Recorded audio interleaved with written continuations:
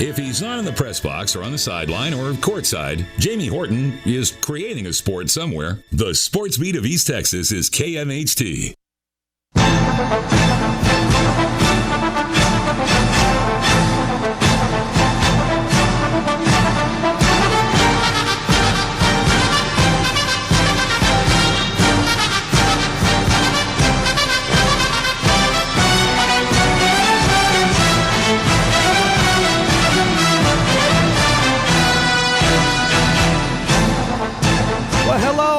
Tuesday night, I guess. It's not evening. It's just a habitual thing for me to say evening. But a good Tuesday night to you. Victory Tuesday, as you're tuned into the latest edition of the Tuesday Night Football with the head coach of your Marshall Mavericks, Clint Harper, as always, brought to you by the Andrews Group here on this, again, Tuesday night. 1 day away from closing out the month of 9 here in 2015. And well, for the first time ever, your Marshall Mavericks are the champions of the KMHT Harrison County Bowl after a 56-21 victory Friday night at home against cross-county rivals, the Hallsville Bobcats. Coach, it's a good week right now to be a Maverick. You know, it was a good weekend, to be a Maverick. Definitely was. It was definitely a good weekend to be on this side of Harrison County. By the way, we are eating tonight, courtesy of Pizzeria by Pietro's. You can see that. Oh, goodness, some crust and stuff sliding around in the box here. But you'll be able to see this on our YouTube page because we're filming. Going to put it back up on YouTube and stuff this week. But Pizzeria by Pietro's. Coach likes the Canadian bacon with extra cheese. Yep, I'll take care of that. There won't be anything sliding. No. Yeah, after this first commercial break, there won't be anything sliding in the box. By the way, we're also watching the replay of Tuesday night's game on Marshall Cable Channel 18, so you can check that out right now. That looks good, man. It looks good on high definition, too, by the way. It does. Because we have the same sort of technology. You got a smart TV where you can just log right into YouTube on your TV and watch it. It's good stuff. It's a lot of fun. All right, Coach, let's talk about it, man. This game could have gotten squirrely on us on you early. They go down 7-0 there, and obviously the big play was the roughing the kicker penalty, which really kind of changed the momentum in the sense that it was just a play that was made because guys are overamped. I mean, you're amped up. Your vitals are. Yeah, we actually had a return called. We shouldn't even. We weren't even supposed to be running. It was very close, though. Yeah, he thought he saw a hole that he could go through. We were supposed to be returning for Trail, seeing if we could get Trail a big return like we did last year, and so we had our return called and. D thought he could make a play. He tried to go make a play, so I can't fault a kid for that. You'd like for him to, to kind of pull off once he saw he wasn't going to be able to get there. But, he's trying to make a play. Like I said, he's amped up. And, we gifted him 7 points, kind of like last year. And, I'm not going to tell you, I'm not going to sit here and lie to you that thought didn't roll through my mind. I said, golly, Moses, another gift, 7 points. This is reminiscent. I've seen this story play out. So, to me, the big play of the game, and I mentioned to you Friday after the game, was when Micah Smith chased down Lance Hardman, where they're about to go down and score again there on that big run, the biggest play they had offensively of the night as far as yardage is concerned. They're about to go down and score, make it 14-0 or 13-0, with the PAT to follow. Micah Smith doesn't give up on a play, chases him down, your defense turns him away, and then you get the ball back and then go down and score and tie the football game up. And things changed at that point. But talk about the importance of Micah Smith not giving up on a play and chasing down Lance Hardman, keeping him out of the end zone. Yeah, it's just what we preach. He's heard it for 3 years now. And that's what happens when you start to get to be a good program. You see plays like that. 3 years ago, I'm not sure if we make that play. I'm not sure if we run down a guy from all the way from the backside, especially Hardeman, because as I told Micah later, that's the first time I've seen Hardeman caught from anybody. That's Gilmer. That's anybody they've played so far. That's the first guy I've seen catch him and get him out of bounds, especially after a long run, because he's running away from most people. But that just shows you what kind of athlete Mike is. And, of course, he showed it later with the speed off the interception that we'll talk about, I'm sure, here in a little bit. Mm-hmm. But he just, that's just believing in coaching and going hard. And, we talk about all the time, just get us another play. Just get one more play, get them down on the ground, get them out of bounds, but give the defense one more play. It doesn't matter if it's a half-yard line or the 6-yard line, what it was. And like I said, it was a huge play in the game. It definitely, after the missed field goal and us stopping them, It was pretty much game, set, match. After that, they had their one opportunity to kind of get us in with a gut punch, and they missed. They swung and missed, and we came back and really started hammering them after that. Yeah, it was 28 consecutive points by your football team. Again, effectively put the game away. Obviously, there's still a lot of football left to be played at that point, and I've seen crazy things happen when Marshall and Halls will get together. The last time Marshall beat Halls prior to last Friday night, Marshall had a comfortable lead, and Hallsville recovered 3 onside Well, kicks. that's what I was about to say. Another huge play in the game is a kid doing what he's coached to do, paying attention. We just told him coming out of the break, be careful, watch for an onside kick, and then I wouldn't have personally kicked it to Marjay Smith. He's got the wingspan of a giant eagle. Of Andre the Giant. I would have probably found somebody else to kick the ball towards because his hands are enormous. His wingspan's enormous, and all he did is just simply grab the ball. He plucked it off his knees, didn't he? Yeah, didn't he go was down already to a on knee his and then knees snag and it? just snagged it like he was snagging a rebound. And it was sweet. So it was sweet. That was play of the game because they got 3 guys. If we don't recover that, then they can go and make it a 7-point ball game, and then all cards are on the table. Anything can happen after that. All it takes is one bad play or one fluke play, and they can be tie ball game or ahead. So it was a huge play. It was gutsy.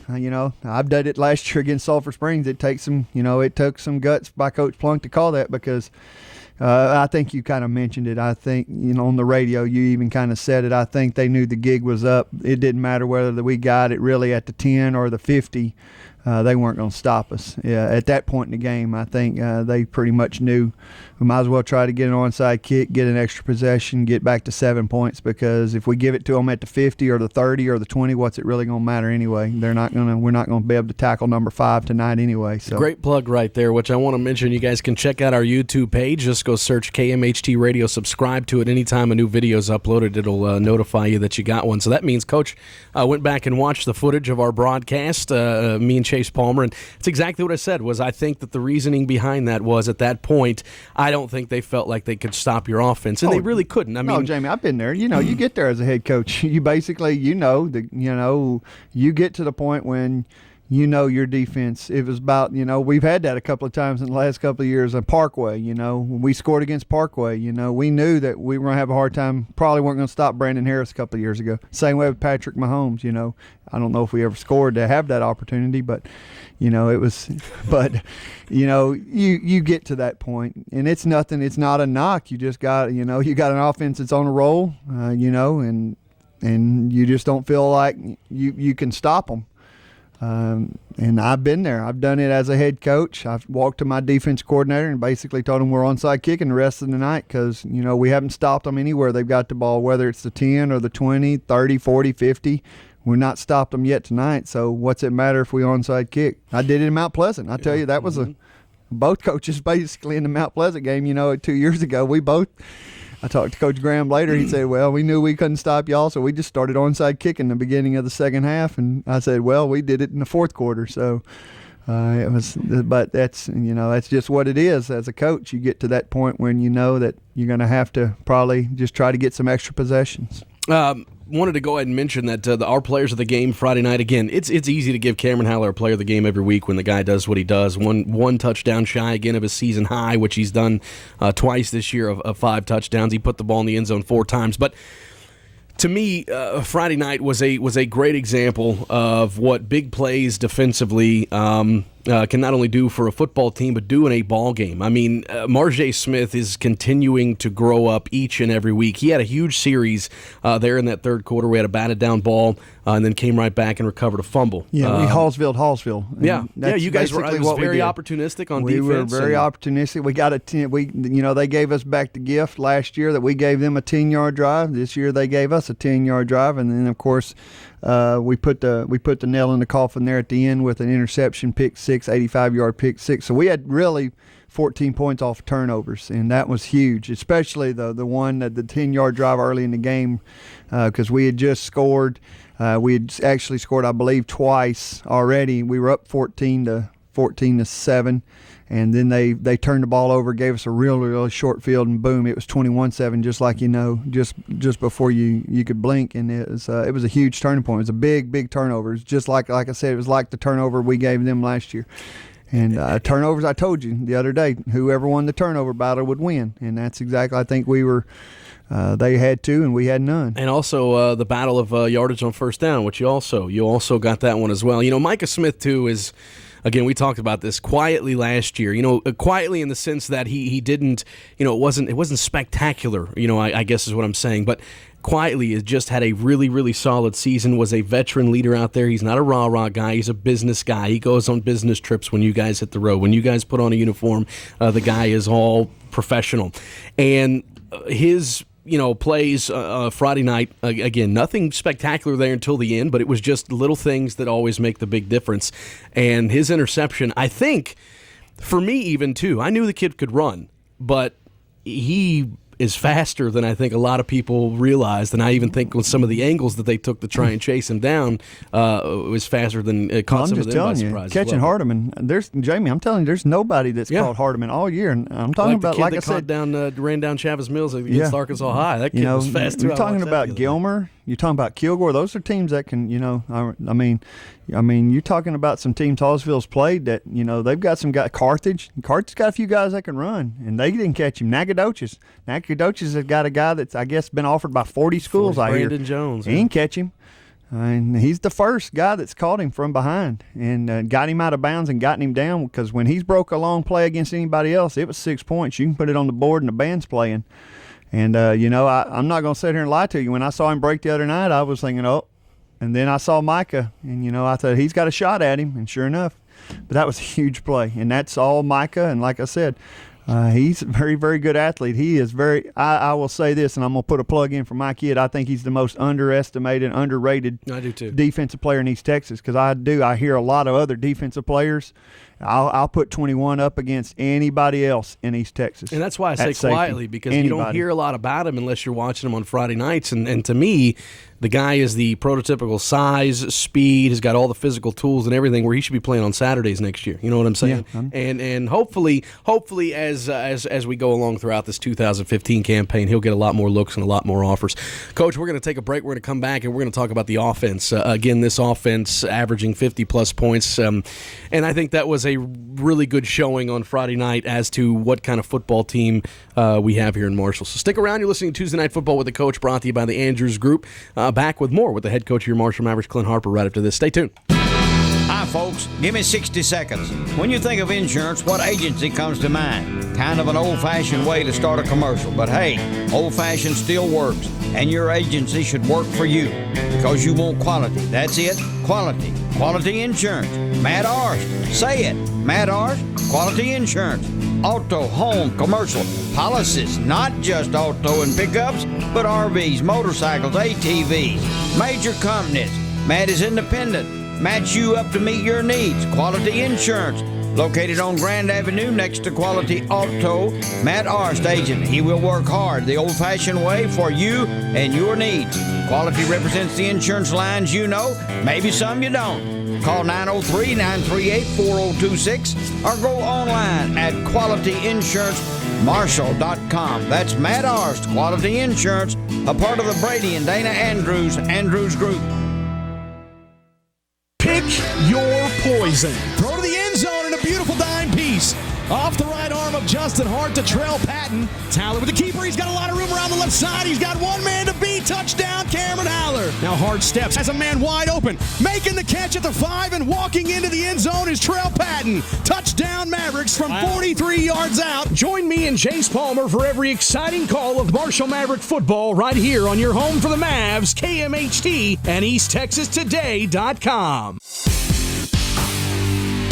For all things Marshall Maverick football, join me, Jamie Horton, and the head coach of your Marshall Mavericks, Clint Harper, every Tuesday night from 7 to 8 during the football season for Tuesday Night Football with the Coach. Brought to you by the Andrews Group.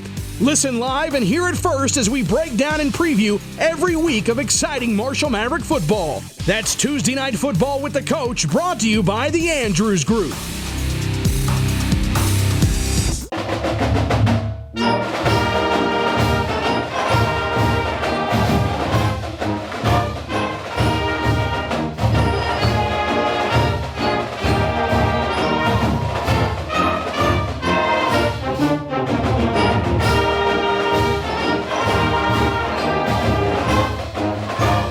Enjoying the Tuesday night replay on Marshall Cable Channel 18. You can check that out right now, as a matter of fact. Marshall and Halls won the first ever KMHT Harrison County Bowl. Not a county cup, it's a county bowl, because that's how we do. We do it big, and we want it to be big.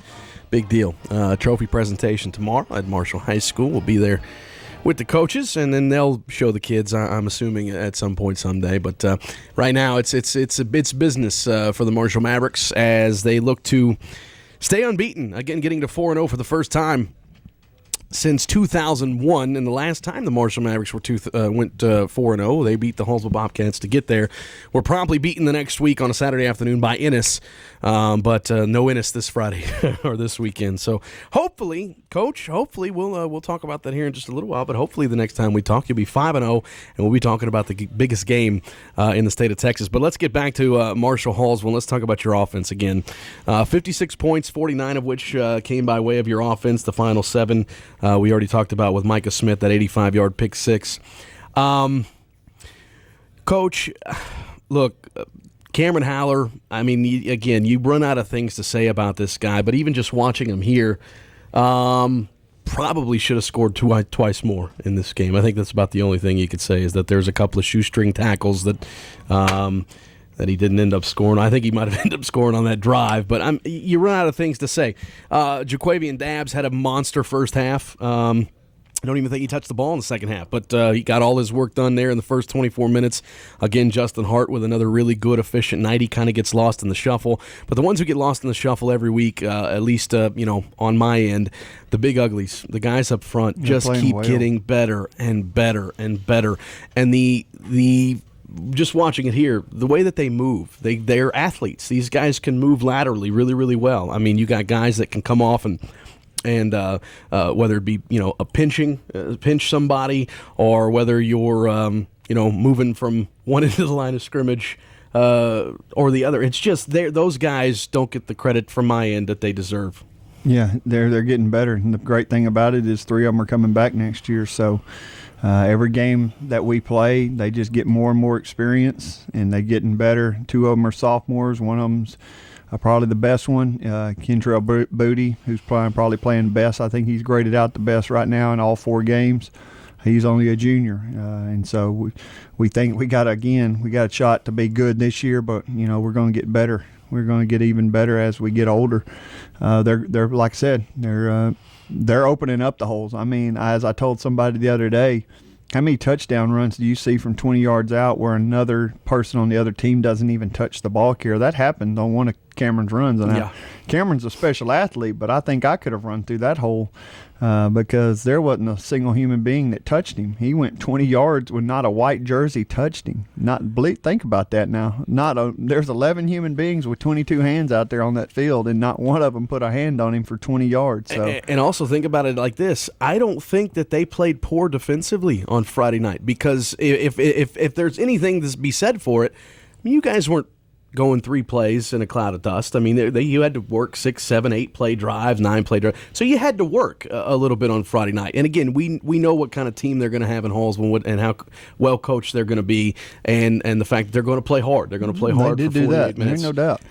You think the only drive we had that was 3 plays was the very first one. Other than that, we had to. They made us work, and I'll say that about. They had a plan, and they weren't going to give us up. They weren't going to give up the big play. They did early on to Dabbs, and they gave up another long one to him. They gave up really the long ones to Dabbs, but they made Cameron work for everything, him and Chavis. They didn't give up any 70 or 80-yard runs like last year to Cameron.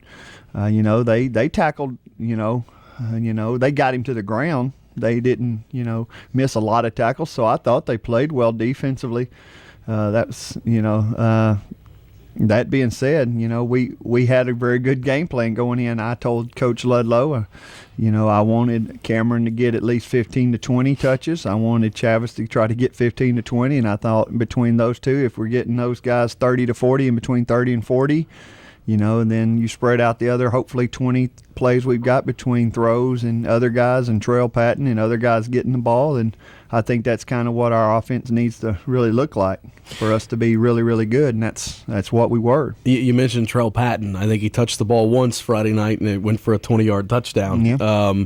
he off the air, you and I were talking about him. He's a kid that is up there on par with the Cameron Howes of the world as a guy athletically who's as gifted as anybody. And he has yet to really get going, which to me makes you even scarier as a football team. Yeah, no doubt. We've, I think he's averaging probably every time he touches the ball, it's probably a touchdown. I know he had the long touchdown catch 2 weeks ago against Arkansas High when Cameron threw him the bubble out there, and he tiptoed down the sidelines and scored from about 50 something. So, that's always an option about Trell. He can line up anywhere. Last year he lined up at outside receiver, and this year he's lining up at inside. You may start seeing him a little bit more at outside receiver to give us a little bit more explosion out there at outside receiver. Our outside receivers are doing a well of a job. Right now this year, the blocking has been, knock on wood, has been so much better than what it was last year.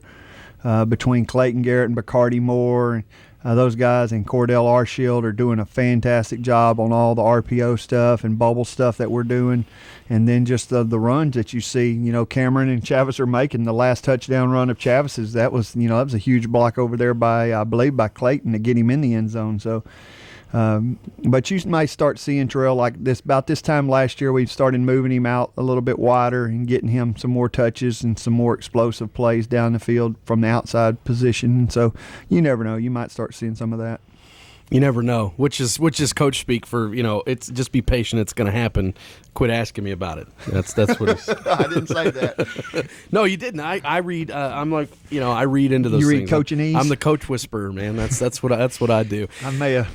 Yeah, that might be a good way to say that. Real quick, we'll finish this up and we'll put this one to bed because it's time to move on.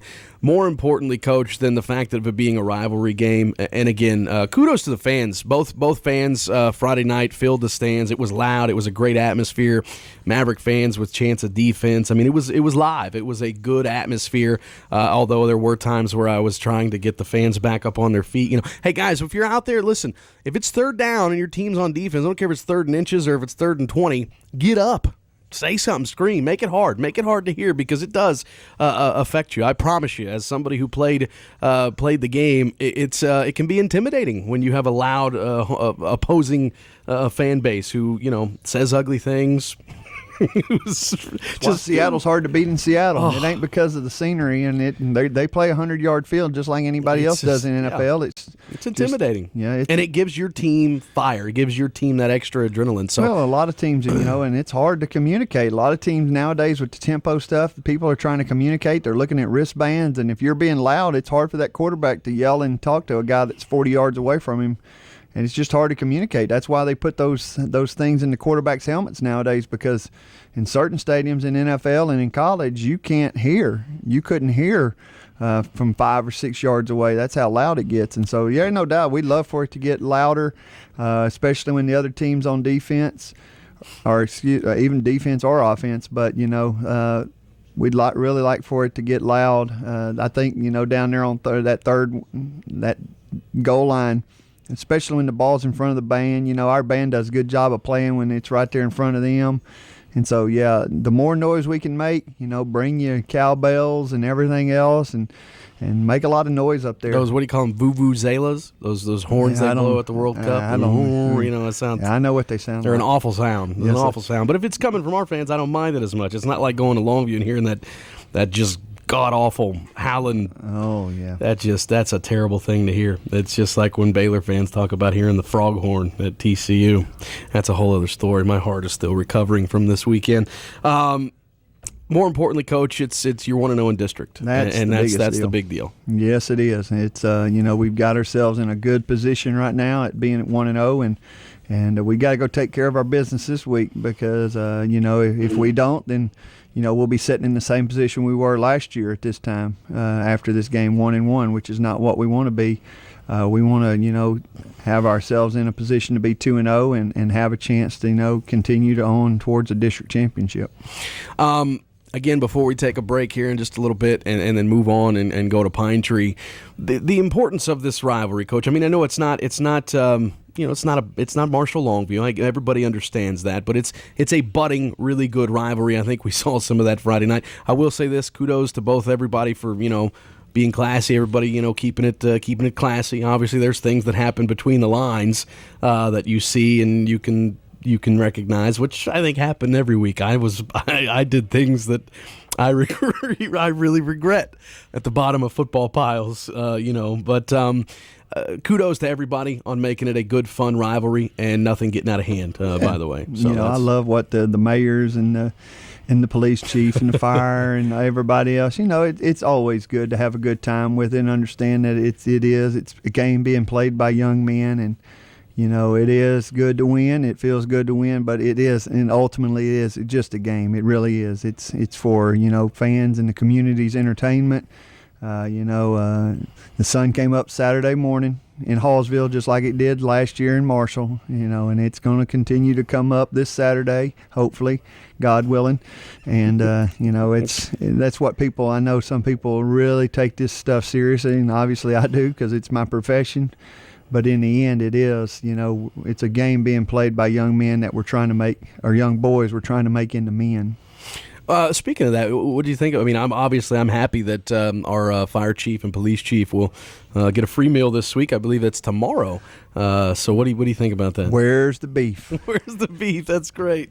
That is great. Yeah, so that'll be taking place. Actually, matter of fact, KMHT, I got an invite. Reggie Cooper said, "Why don't y'all go with us? Why don't y'all go with us and see if we can't get a free meal for you guys as well?" So we'll see if we can't sneak off and head to Hallsville tomorrow for them to make good on the little friendly wager. When we come back, it is time to put the Hallsville Bobcats to bed and move on to the Pine Tree Pirates. The next step in Marshall staying unbeaten and moving to 5-0, and then setting up what should be the biggest game in the state of Texas in 2 weeks back here in Marshall. You're listening to Tuesday Night Football with the Coach, brought to you by the Andrews Group. Stick around. More with Clint Harper right after this. Hi, folks. Give me 60 seconds. When you think of insurance, what agency comes to mind? Kind of an old-fashioned way to start a commercial, but hey, old-fashioned still works, and your agency should work for you because you want quality. That's it, quality. Quality insurance. Matt Arst. Say it. Matt Arst, Quality Insurance. Auto, home, commercial policies, not just auto and pickups, but RVs, motorcycles, ATVs, major companies. Matt is independent. Match you up to meet your needs. Quality Insurance. Located on Grand Avenue next to Quality Auto. Matt Arst, agent. He will work hard the old-fashioned way for you and your needs. Quality represents the insurance lines you know, maybe some you don't. Call 903-938-4026 or go online at qualityinsurancemarshall.com. That's Matt Arst, Quality Insurance, a part of the Brady and Dana Andrews Group. This is your home for Dallas Cowboys football. We got work to do, guys. 2015. Goal line.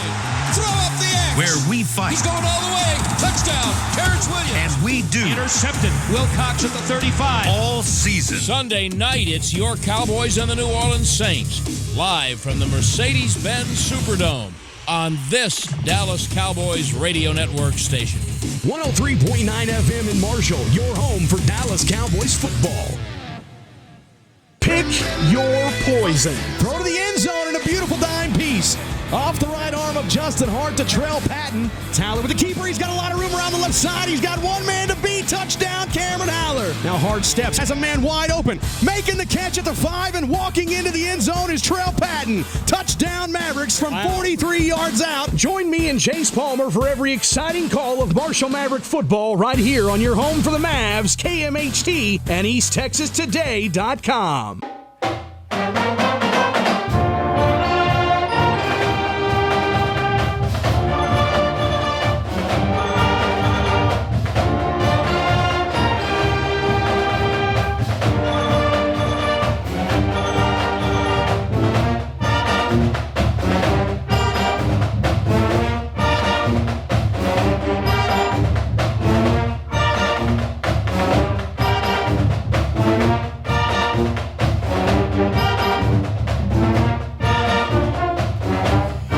Good pizza, man. Pizzeria by Pietro's providing us with a meal tonight, as they're going to do that every Tuesday for us. And I think Coach, one of the stipulations is we're going to get him a polo, right? We're going to try to get him something if they keep making pizza. He said he's going to do it. He said he's going to do it every Tuesday night. You just got to get him a polo. He is a graduate of Longview. But he makes Marshall So is home. my dad, but we forgave him for that. So Marshall's home, and he wants to convert over to Maverickism, if you will. And he says, I got to get a red polo, man. I got to get a Maverick polo, and you guys can have all the pizza you want on Tuesday nights. And so I'm good with that. I just, I got to go through you. I'm the middleman, so. I bet you I can get work. I figured out. I told him, I said, I know people. I know a guy who knows a guy who one time met another guy. All right, Coach. Pine Tree. You said off the air before we got started, ultimate trap game. Yes, it is. It is an ultimate trap game because your whole message has been stomp the grapes, don't drink the wine. This would be a perfect opportunity for 15, 16-year-old kids to get drunk off that wine. Metaphorically speaking, by the way, folks, don't freak out. And lay an egg. Lay an egg against the Pine Tree team that, they've shown flashes of being a team that's. They play some good teams real close now. We're within 10 in the fourth quarter of a Gilmer team. That's a state championship football team, and obviously proved the other night that they're a good football team, beating a Carthage team. They were. It was a 24-14 ball game, and Gilmer put it way late with a touchdown. But Pine Tree had its opportunities. I've watched that video a number of times. Kilgore, who obviously has beaten two of our district opponents already. It was a 10-9 ball game against them late into the fourth quarter, and the Kilgore kid busted a long run after they were trying to sell out and stop the run. And he busted the line of scrimmage and went 70 yards. But what I've noticed with Pine Tree, Coach, is that over the last few years they've played really good teams. They've played they're close. So all they need is that one breakthrough win. And then just like, we've talked about with Longview being the mental game, that mindset of once you get over that mental hurdle and see on the end of the scoreboard with it's all triple zeros that you've won, then it changes your mindset. And that's the thing that makes Pine Tree so dangerous is that they're so close over the last couple of years that all they need is that one big marquee win to really kind of get them going. And you just hope it's not We were talking about it a while ago, had a Texas High team that last year finished second in our district, played Longview tough, beat us pretty soundly, and Pine Tree's got them. It's 28-21, and Pine Tree's got the ball at the 10-yard line, about to go in, and either probably going talking to Coach later was probably going to go for the 2-pointer and a win. And they got a holding call and pushed them back, and then they had to throw the ball and got it intercepted late in the end zone to basically seal the game for Texas High. But they're a very dangerous football team. And the crazy thing about it is most of those guys are back. All of their defense is back. I watched our game from last year, and it's all the same kids that they're playing this year. They're just a year older and better. And so they're a good football team, and I don't want people to – and I've been telling our kids this, told our booster club this last night, and I don't want our kids or anybody thinking, well, they got blown out by Longview. Well, I remember a team last year. A lot of people get blown out by Longview. Yeah, I remember a team last year that went over and got blown out by Longview, and it was a very similar score. That didn't make us a bad team. I'm talking about us, the radio listener. We got blown out, unfortunately, last year at Longview, but, we were a pretty good football team in the end, as we proved. And I think Pine Tree, I think they're a good football team. I just think that they, kind of like us last year, they got on that wrong end of that snowball, and it started rolling there in Longview, and they just never could, recover. But that's the only game that they've been beaten soundly in. Everything else has been nip and tuck all the way.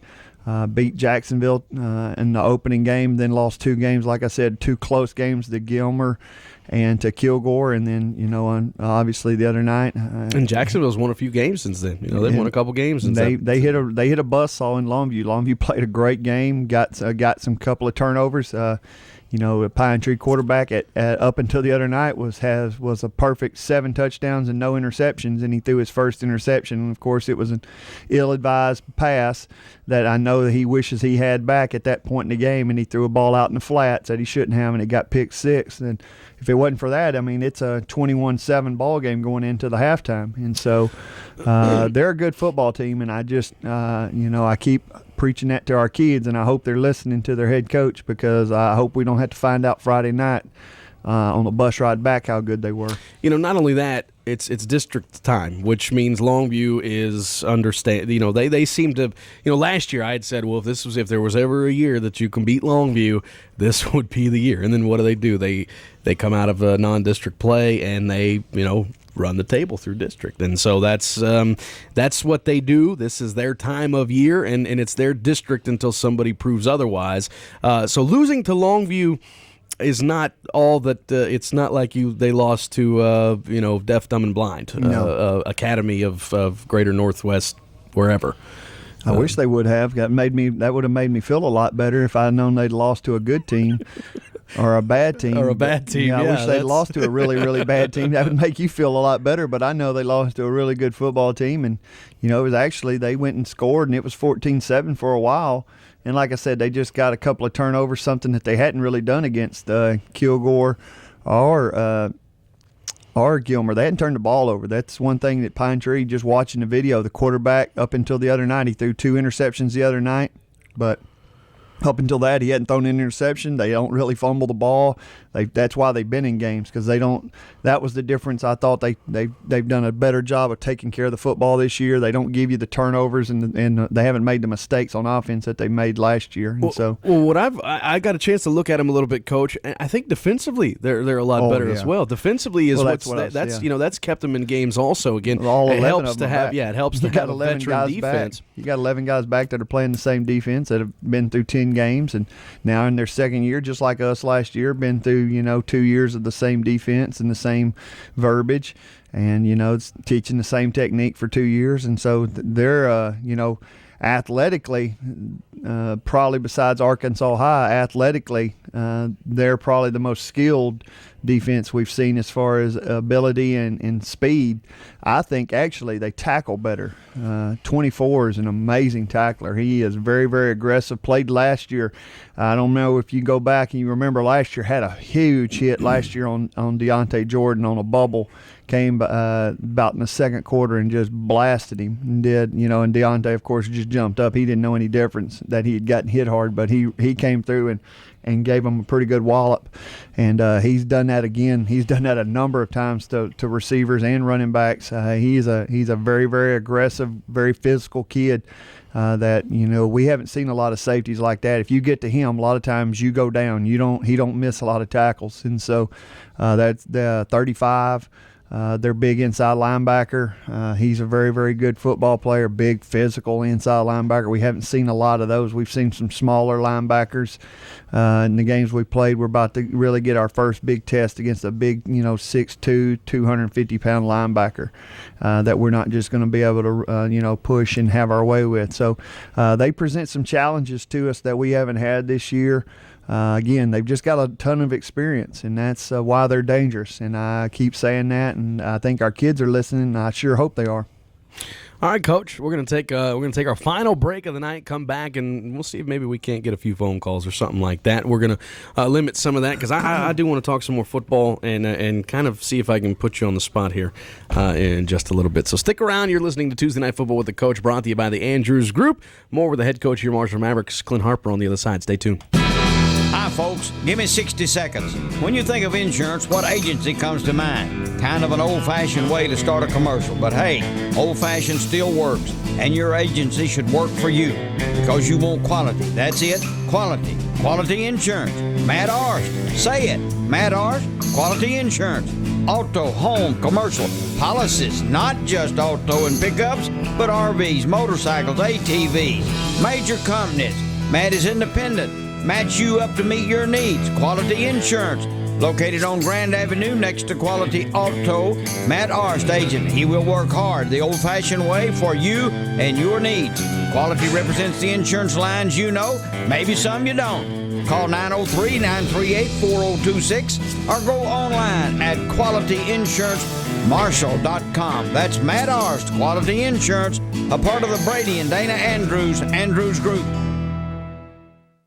This is when the big dogs come out. Can't roll with the big dogs. Stay on the board. Fans, football is back, and KMHT is the only place keeping you on top of the game. Join me every Friday night prior to kickoff for Pigskin Preview. We'll hear from area coaches coaches and will discuss the state of each team as well as preview that week's opponent. Pigskin Preview is an all-access look inside area high school football teams. Stay on top of the game with Pigskin Preview every Friday night prior to kickoff, right here on KMHT. For all things Marshall Maverick football, join me, Jamie Horton, and the head coach of your Marshall Mavericks, Clint Harper, every Tuesday night from 7 to 8 during the football season for Tuesday Night Football with the Coach. Brought to you by the Andrews Group. Listen live and hear it first as we break down and preview every week of exciting Marshall Maverick football. That's Tuesday Night Football with the Coach, brought to you by the Andrews Group.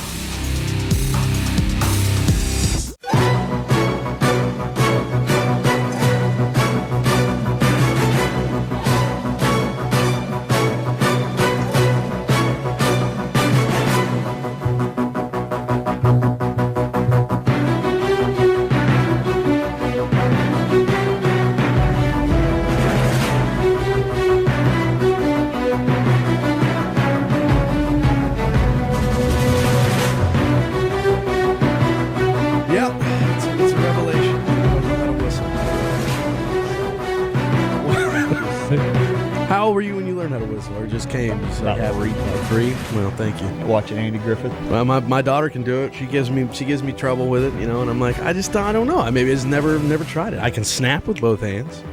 I can wiggle my ears. I can't roll my tongue. Like that, where you like curve it, or curve it, or do the deal where it goes like a wave. Yeah, like a wave. I can't do that either. But that's not near as. I can't roll my R's. See, I can do that. I grew up in South Side of Fort Worth, so I can do the, every. No, I can speak the Espanol and stuff like that. But no, I can't whistle. Can't whistle. Does never. I try there. I'm telling you, I watch people do it. And I do it. And I'll teach you. I'll teach you later on. Is there a way to teach, like where you just say you just do I've it? Taught my daughter. Okay, well you'll have to teach me. You have to coach me. It's a skill. It's a skill like catching a football. You'll have to coach me up on it. All right. 56-21. Marshall wins. They go to 4-0 first time since 2001. Trying to get to 5-0 Friday night. Back on the road at Pine Tree, a place that's another reason why this game is kind of like is because the Mavericks they've gotten very comfortable being at home. Because we've been home for a month, even though we've only played 3 games, but haven't had to leave or any of that sort of thing since the first game of the season. Actually, right? Yeah. Wow, that was a long time ago. That was a month ago. August so yeah, 27th. for a month, Marshall has been in Marshall, enjoying it and getting comfortable. And now you gotta hit the road Friday night. Obviously, it's not a long trip, just going over to Longview. But what kind of challenge does that present, Coach, as far as getting out of your familiar elements for the first time in a long time? I think if it was a trip that we hadn't made before, I think it would be a lot. I think our kids are comfortable with Pine Tree Stadium. I think we know we've had success there. We know the itinerary. We know the stadium. We know the layout. It's something that we're not going to for the first time. And so, if we were going to Greenville like last year and we didn't know the layout and we didn't know it was going to be a half-a-mile walk between the stadium and the field house, it would, that's a different element. But we know the layout. We know where we're going to park. We know the locker rooms. And so, to me, when I played, it wasn't that big a deal. When you go into a place you're comfortable and you've played in before. Oh, excuse me. If you ever have to do that again, if you ever have to go back to Greenville now that you know, and instead of walking, will you just ever just put them in the corner of the field, just somewhere, and talk to them, or? We'll probably. I don't think we'll ever have to go back to Greenville. I think hopefully, I'm praying to the UIL. I'm going to do some kind of whatever. If I have to kill a live chicken, like in Major League or something. Here you go. We should have gotten a live chicken.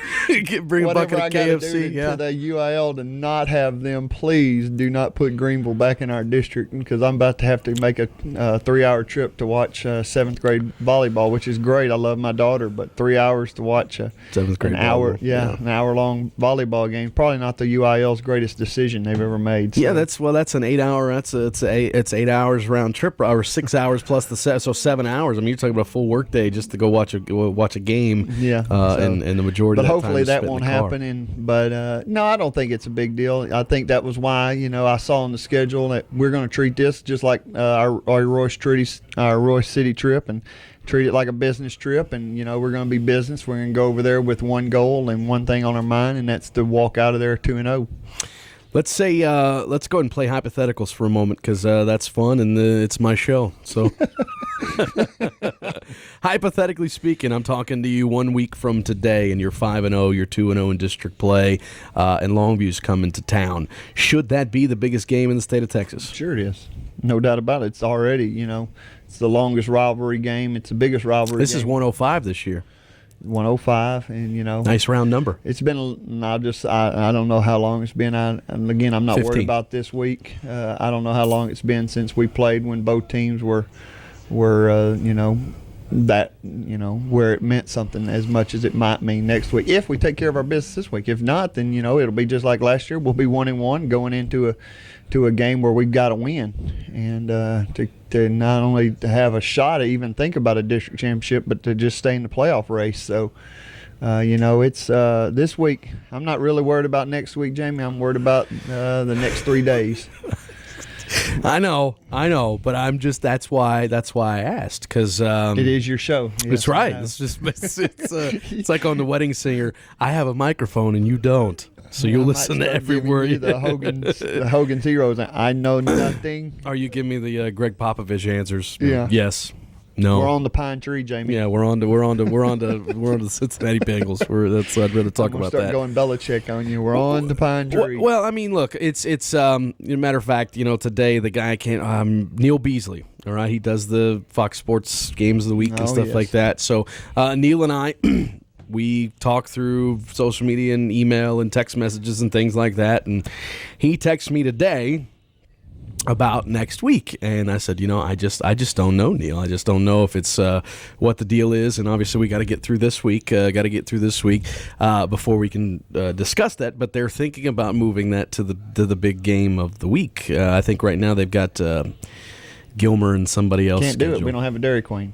Somebody going by a Dairy Queen, bring it back to Marshall. We could have DQ big game of the week. That was the deal. That was the thing. We don't have one, but somebody, for God's sake, go buy a Dairy Queen and put it in Marshall. We need one. Oh yeah, what's up with that, by the way? Somebody, for the love of God. You ever seen a man devour a large Dairy Queen cone? Just the cone, with the ice cream on top. This guy right here.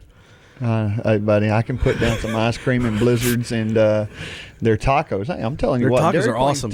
They are. I've had them. Oh my gosh, they're fantastic. Unbelievable. They're like steak finger basket, chicken basket. Oh yeah.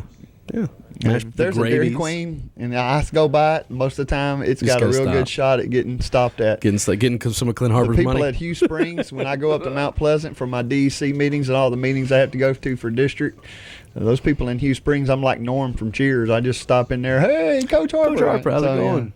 Yeah, me and Hugh Springs Dairy Queen and Jefferson Dairy Queen have become, and Tatum Dairy Queen have become very good friends. You want to take a phone call or two? Sure. See if we can get anybody. 935-4334 is the number to call if you want to chime in and talk a little Maverick football as we tick down close to about 10 minutes left in the show tonight. Let's keep it classy though. It's obviously number one. If you're going to call in, let's not be ugly. And Clint Harper will not answer any questions about your playing time. Don't ask about kids' playing time. I think we got a phone call, and so Megan's going to screen that for us. But no questions about playing time. Obviously, keep it clean. And, just ask question. Ask a good football question, and that's the name of the game. Let's see who we got. Ask a question. Yeah. We got a line 2. Who is it? You don't know? All right. Let's see what we can do here. All right. We have a caller on the line. Who are we speaking with tonight? Lee Bob Christie. Lee. Amy. Again. How's it going, Lee? Yes, sir. Well, of course, thanks to all the sponsors and all. Coach Harper, man, another great win. My question, you alluded to it earlier, number 35, that big linebacker that they've got. Do you coach? I'm not trying to get into game plans or anything, but as far as your offensive line, are they being coached a little different to get into that secondary, to that second level, and try to do something with that number 35 that is really has grown in the last year? How are you coaching a little different to try to nullify what he can do? Well, here's the deal, Lee. Legally now, you can't have a guy down the field that's ineligible. No, well, what they've done is they've gone to a great scheme. When you got a linebacker like him, and you really got one good linebacker, they've got good linebackers, but he's tremendous. I did the same thing at Leander. They've gone to in the last 2 games, they've gone to what we call an odd stack defense. They've gone to a 3-3 stack. You saw Parkway run it against us the last couple of years. Right. And when you go to that type of defense, what you're doing is you're putting a nose guard on your center, and you're putting him directly on top of that nose guard. And it basically, if you've got a really good nose guard, it's going to make teams double that nose, which allows that Mike linebacker to really have some free reign. It's basically what the Ravens did with Ray Lewis for years and years. They put Aguso and those great defensive linemen, Sam Adams, at nose. And basically that allowed Ray Lewis, he was a great linebacker. He didn't need a lot of help, but when you're able to run, because it's hard for, center and guards to get up to you, it gives you a lot more opportunity. And that's what they've done. They've gone to an odd stack defense to protect him, to give him a little bit more room to roam and to try to make plays. And it's a good scheme. Like I said, I ran it for 7 years in Leander. And we had some really, really good linebackers there, and some good defensive linemen, and some good nose guards. But it's a good defense when you've got a great middle linebacker. Right. One little short question. How do you see Justin Hart picking apart and staying away from number 24? Well, Justin has a lot of opportunities with what we call RPOs, where he has the opportunity to because when you do play an odd stack, now you've got 6 guys in the box already inside the tackle. So that means you've only got 5 in the back end. Well, whenever you play a defense like that's what we call a 5-spoke secondary, that means there's going to be an odd number. It's not a 4-spoke secondary where you got even numbers. You can play 2-on-2, 2 safeties, or a corner and safety on one side, corner and safety. You've got to determine whether you're going to put where you're putting your 3 and where you're putting your 2, and Justin's going to have the opportunity to find those numbers and find where that 2 versus 2 is, and things like that, and try to find 24. And sometimes when you got a player like that, sometimes you've got to use his aggressiveness against him and try to take advantage of him wanting to come down and hit somebody. And great safeties. And physical safeties like that, a lot of times, hopefully maybe once or twice a game, you can take care of or you can take advantage of sometimes them being a little bit more physical and wanting to go hit somebody. Right. And with Justin being 4 years in the program, I see big things coming. I think the offense can get to that second level. You got all world running backs, and then when you throw the ball, congratulations, Coach. Jamie, I hope y'all get more calls. I don't want to be the only one that calls in, but congratulations, Coach.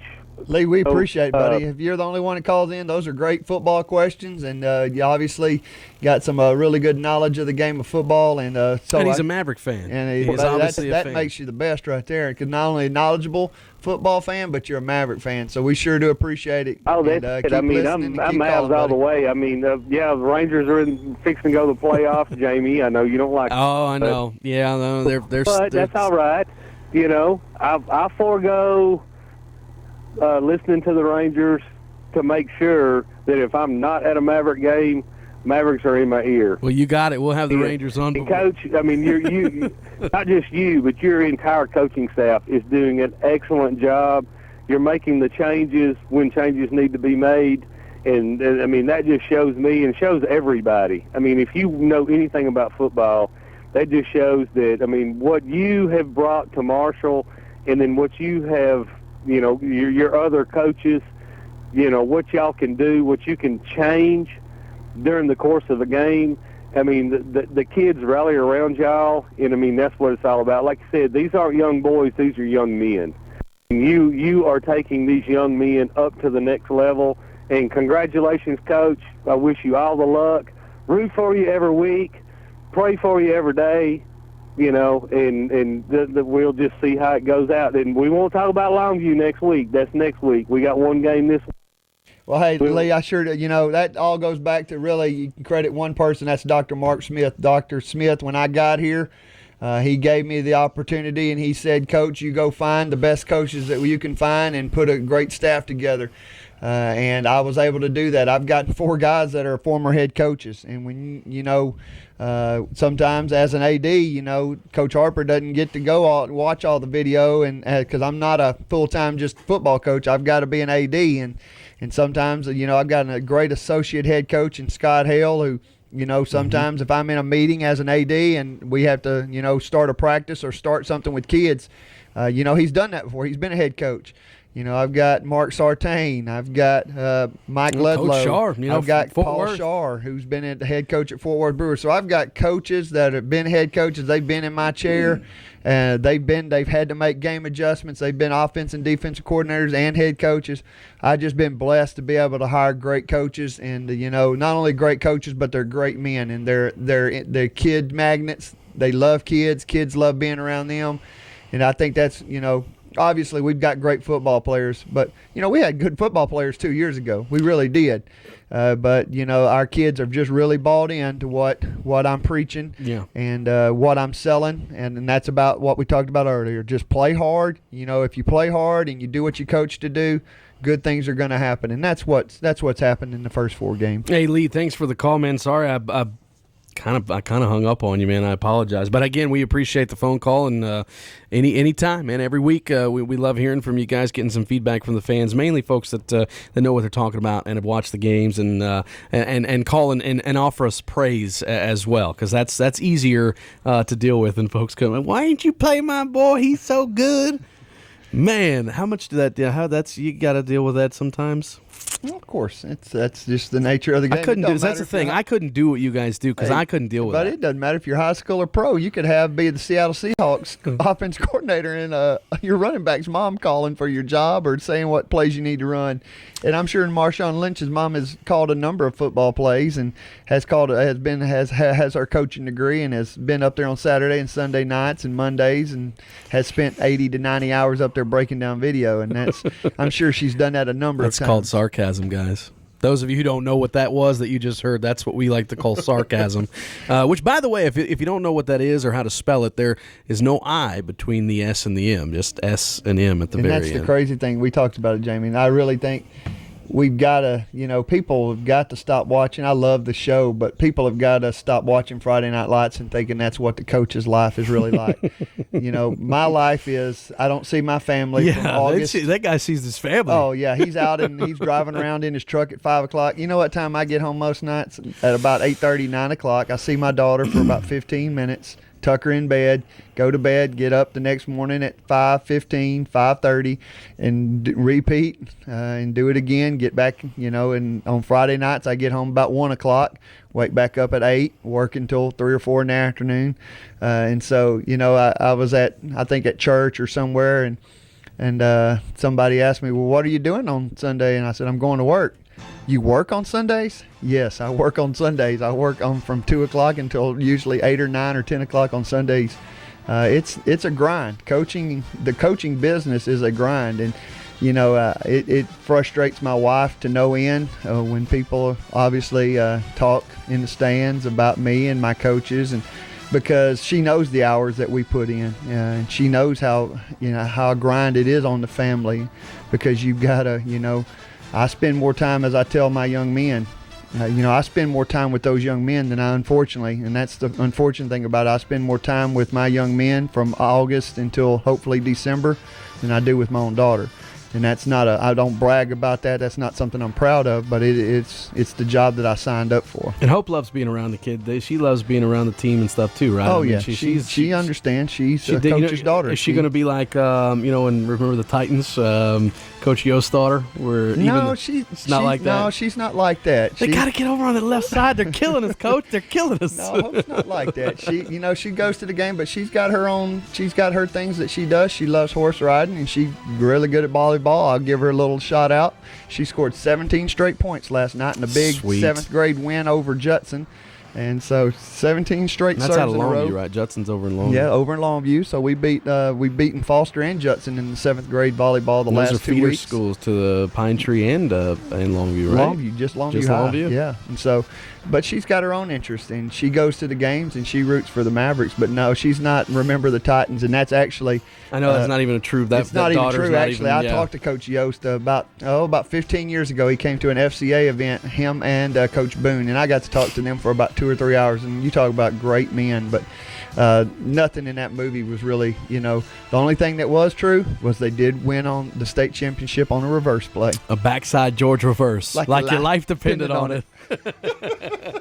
Me and Chase all the time, we talk about that where he's, run it up, Herman. Leave no doubt. Where they're playing, the team right after Coach Yost, the guy said, if you lose, you're going to get the coaching job back or whatever. And then he notices the officials are trying to job him, and so then he goes and talks to him, and then he tells Coach Boone, run the score up. Let's leave. Let's beat him badly.